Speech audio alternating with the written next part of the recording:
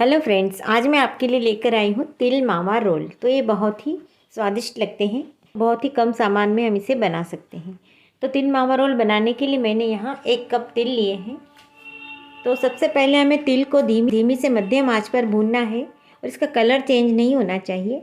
जब तिल में से हल्की सी चटकने की आवाज़ आने लगे तब तक हमें इसे भूनना है। और भूनने के बाद हम इसे एक प्लेट में निकाल लेते हैं। ध्यान रहे हमें गरम तिल नहीं पीसना है।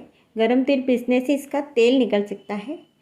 तो तिल ठंडे होने के लिए रख दिए हैं। इसमें से हम 2 से 3 चम्मच तिल अलग कर लेते हैं, जिसका कि उपयोग बाद में करेंगे। तो अब हमारे तिल ठंडे हो गए हैं और इसे पल्स मोड में चलाकर और इसका दरदरा सा पाउडर बनाना है हमें, एकदम बारीक नहीं। मैंने तिल का ये पाउडर बना लिया है, आप देख सकते हैं। इसे बिल्कुल तेल नहीं निकला है और ये दरदरा सा हमारा पाउडर तैयार हो गया है। अब हम एक पैन रखेंगे और इसमें डालेंगे मावा। तो जितने तिल है उतना ही मैंने मावा लिया है, आप कम ज़्यादा कर सकते हैं। तो मावे को भी धीमी आंच पर हमें भूनना है। मावे का भी कलर चेंज नहीं होना चाहिए। तो मावा भूनने के बाद थोड़ा सा पतला होगा। अब इसके बाद हम इसमें मिलाएंगे गुड़। मावे में गुड़ मिलाकर और इसे अच्छे से मिक्स करते हुए हमें चलाते रहना है तक कि गुड़ पूरी तरह से पिघल नहीं जाता। अब आप देखेंगे धीरे धीरे गुड़ पिघलने लगा है और हमारा मिश्रण पतला हो गया है। तो जब पूरी तरह से गुड़ पिघल जाए और अच्छी तरह से मिक्स हो जाए तो हम इसमें डालेंगे तिल का दरदरा सा पाउडर। तो हम इसमें डालते हैं तिल का पाउडर। इसी के साथ हम साबुत तिल भी डाल देते हैं। हमें थोड़े से तिल इसमें से भी बचा कर रखने हैं, जिसका कि उपयोग मैं बाद में आपको बताऊंगी। बर्फ़ी में जब हम साबुत तिल डालते हैं तो इसका टेस्ट बहुत अच्छा आता है और खाने में बहुत ही अच्छे लगते हैं। अब अच्छी तरह से मिक्स करते हुए इसे चलाना है जब तक कि ये मिश्रण गाढ़ा ना हो जाए। हमें इसे घोटते हुए चलाना है। तो जिस तरह हम इसे घोटते हैं उससे इसका स्वाद काफ़ी अच्छा आता है। हमारा मिश्रण धीरे धीरे गाढ़ा होगा और इसके बाद ये कढ़ाई छोड़ने लगेगा।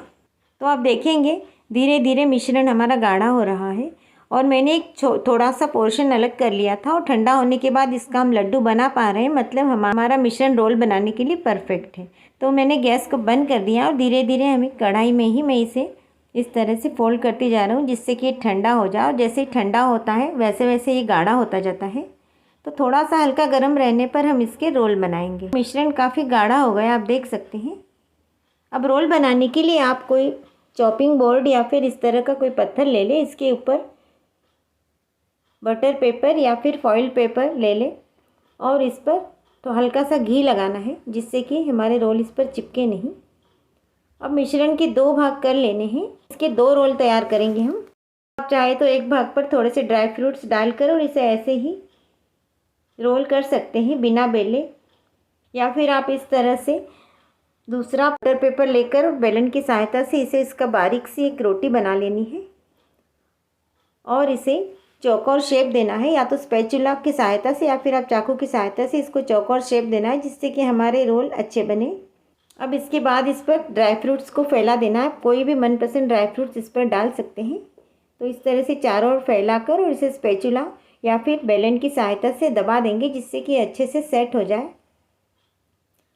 अब इसके बाद बटर पेपर की सहायता से इसे हल्का सा रोल करना है। तो इस तरह से रोल करने के बाद बटर पेपर को अलग कर लें। इसी तरह से बटर पेपर अलग करते जाए और रोल बनाते जाए। तो इसी तरह से एक टाइट रोल तैयार करना है हमें। तो यदि आपका मिश्रण अच्छे से गाढ़ा होगा तो ये रोल बहुत ही आसानी से बन जाते हैं। तो इस तरह से मैंने ये रोल तैयार कर लिया है। तो जो बचे हुए तिल हमने रखे थे उसे इस तरह से फैलाना है और रोल को इसके ऊपर घुमाना है, जिससे कि तिल रोल के चारों ओर लग जाए।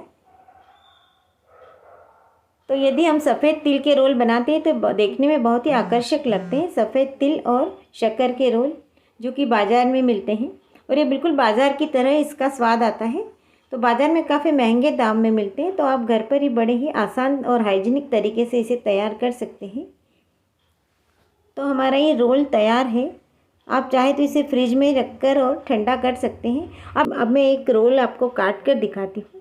तो आप देख सकते हैं बड़ी आसानी से ये कट रहा है। अब यदि आपके रोल नहीं बन पा रहे हैं तो आप इसे थोड़ा सा कढ़ाई में और गर्म कर लीजिए, या फिर आप भुने हुए तिल का पाउडर मिलाकर ही भी इसे तैयार कर सकते हैं।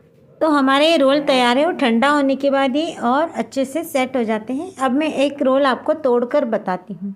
तो ये खाने में बहुत ही स्वादिष्ट लगते हैं। तो ठंड के मौसम में आप ये गुड़ वाले हेल्दी रोल ज़रूर बनाकर देखिए। धन्यवाद।